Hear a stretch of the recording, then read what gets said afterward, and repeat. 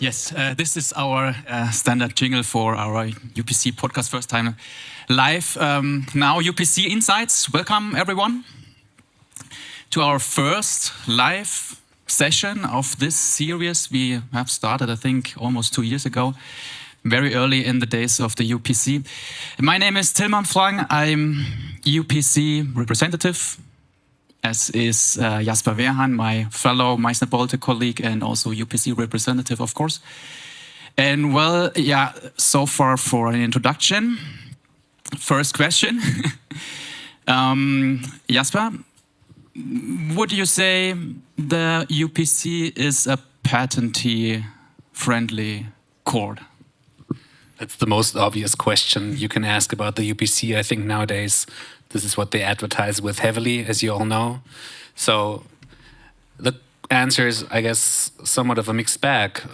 There is, of course, upsides for the plaintiff because you have a quite broad territory covered by the UPC. Think about preliminary injunctions, for example, that can become effective in up to 18 UPC member states if you have the validations or the unitary patent in these countries registered. And of course, you have front-loaded proceedings, which mean you put a lot of pressure on the defendant when you file your complaint, because the defendant has a lot of tasks to fulfill within 3 months, respond to your infringement arguments, build up a case for the counterclaim for non-infringement. So yeah, I think there is a lot of points to be made that the UPC is quite plaintiff-friendly at the moment. What do you think, Tilman? Yeah, it's very likely we can call it patentee-friendly. I was raising the question. I'm not so sure whether I like the term, to be honest. Patentee-friendly, it may sound as if the court would in any way favorize the patentee. This is, of course, not what the court does. They apply the law in an objective way. But in Europe, specifically in Germany, also the history was always patentee-friendly because of the way things are interpreted, at least in the patent world. This is this function interpretation, purpose-orientated interpretation. And also, a majority of the cases has been dealt in Germany also from the UPC side. And they keep on with this tradition, which is not a purely German thing. Also, Dutch courts always were applying in the past rather broad interpretation. And therefore, yes, I think in a certain way you can call it patentee-friendly in that sense. Maybe just one addition. If you look at the numbers, the last statistics that I saw were of April 25, and there it said that 56% of the cases were decided in favor of the plaintiff. So yeah, there's a slight advantage for the plaintiff, but it's not that clear cut that you say every infringement action at the UPC is automatically decided in favor of the plaintiff. There were quite a few revocations of the patents in suit in their entirety, so there's also a certain risk for the plaintiff. It's a little bit of all in, right? Yeah. As far as I know, Jasper, you represent a lot of cases on the defendant side. That is true. My follow-up question, do you like the UPC then, or? Yeah, it's funny. I do like the UPC. I feel we have a new bifurcated system in Germany because now we have the national courts and the UPC courts. At the UPC, we know the judges. We have no clue about the case law yet because it's yet evolving, but at least we know the people making the decisions. At the German national courts, we also have a lot of national proceedings. We know the case law, but a lot of new judges we don't know yet. So there's uncertainty in both fields. I feel very much at home having oral proceedings at the UPC at the moment, at the local divisions in Germany. As I said, you know the people. They have the tendency to stick to the case law that they already decided.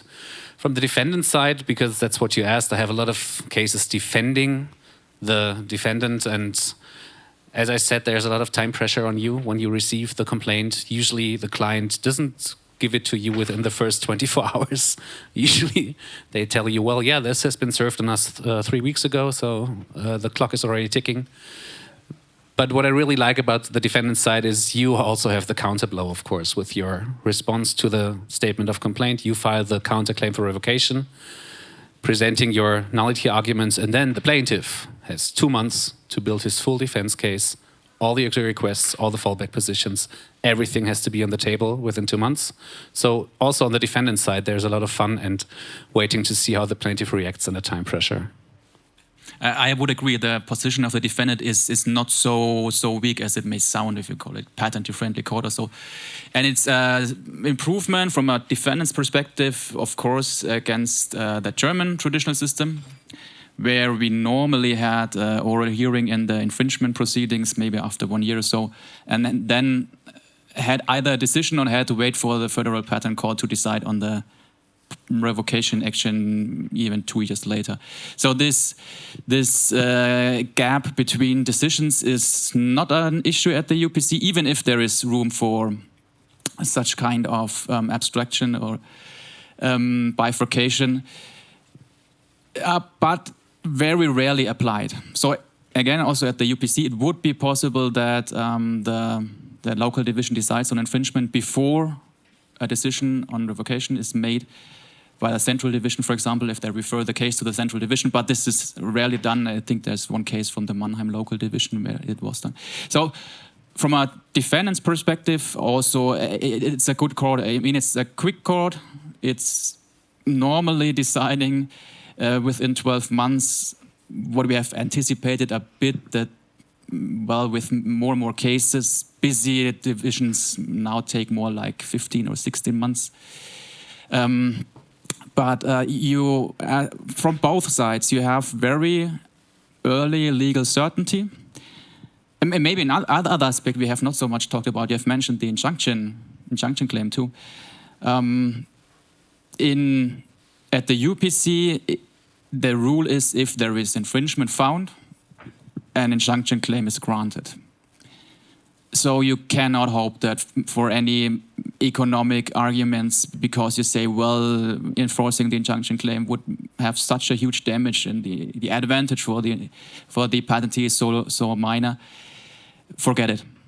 Injunction will be granted, and this is shown by the case law.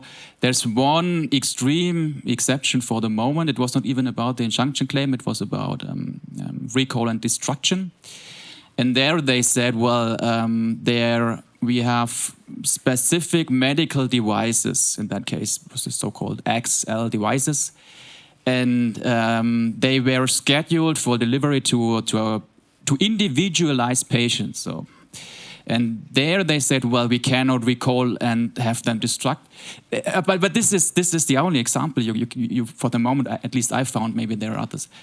To put it to the extreme, in a severe health situation, you can even call it life and death situation, the court is willing to hear your arguments, but in all other situations so far, injunction is granted. So also from that side, of course, you can put a huge pressure on any potential defendant. That's a good point, definitely, and probably the strongest tool in your bag when you think about the UPC at the moment. And Tilman, I think we both have some experience with the central division in Paris already, and I think we will talk about that later in the panel discussion about the isolated nullity actions. That's also quite an interesting experience.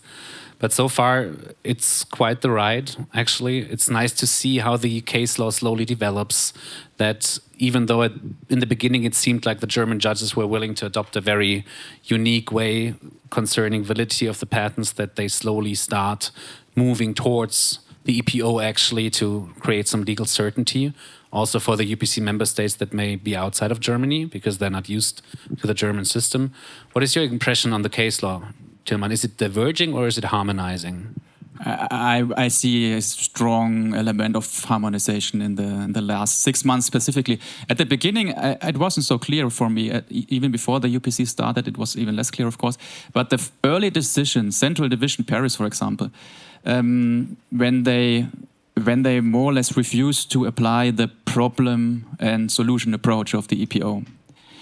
There was one decision by Central Division Paris or even Local Division Paris, I forgot, and where they said, well, we are aware of that, we didn't apply. Would we have applied it, the result would have been the same, but they didn't tell us why. So this was the closest they went to the problem solution approach of the EPO. But more recently, last autumn, the the Hague division. Not very surprisingly, because there is a tradition in the Netherlands for applying the problem solution approach for many decades. So not surprising that it was the division in The Hague. They said, well, both parties argued with the problem solution approach. We know this approach. We will also apply just that approach. So, and this was a bit expected that it would come sooner or later from the Netherlands, in my opinion.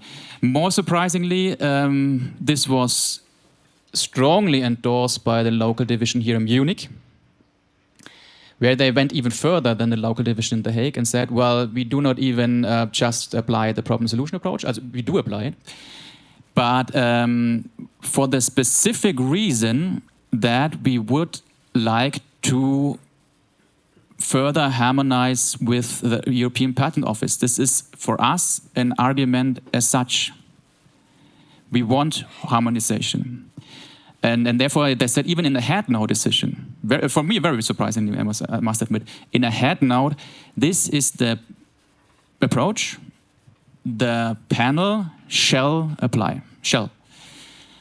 So at the local division in Munich, you must expect, or you must know that they expect from you arguments based on the problem solution approach. Maybe one other example from the other direction. The enlarged Board of Appeal of the European Patent Office had to decide very recently on claim interpretation. And again, they said, well, there's case law of the UPC, Court of Appeal of the UPC. They cited that case law, and basically they agreed with this case law. Specifically, also using similar arguments that this should be a harmonized approach. So in a certain sense, you can say, what is the most important topic or aspect in patent law? For me, it's inventive step, actually. This is where everything starts. Without an inventive step, there is nothing. But then the second most important is interpretation.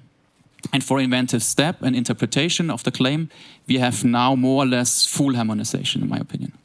So to answer your question, in short, there's a strong force towards more harmonization, in my opinion.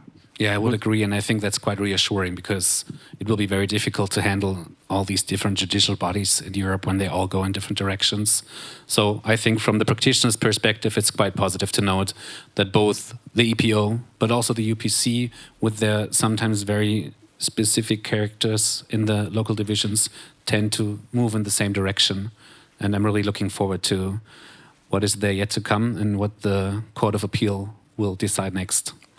Thanks, Tilman, for Thank you. I think our time is... I think so too, and I think people are hungry. Yeah. So. Then thanks for listening.